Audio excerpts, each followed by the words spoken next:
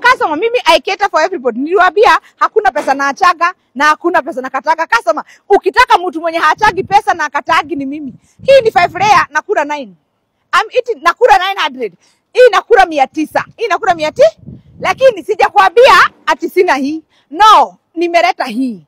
Lakini nakulaga pesa yote. Nani nileta kale kadogo niko na 500 na niko na 700. Nataka waone. Customer, kama kuna mtu anakulaga na haachi na siachi, usiwahi dharau pesa.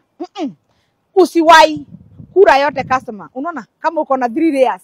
Kama Brolin, 3 layers tunakula pesa ngapi? Hii 5 tunakula 900, si ndio?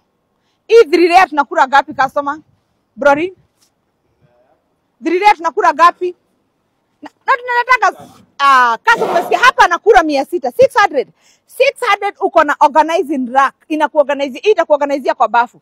Itakuorganizea kwa kitchen, itakuorganizea kwa customer. Hii hakuna mahali uwezi weka na unakataa. Na nataka 600. Hapa nataka 900 customer. Please, siachagi do. Hakuna yenye mimi naachaga. Wewe unaweza taka ya ngapi? Nitatafuta.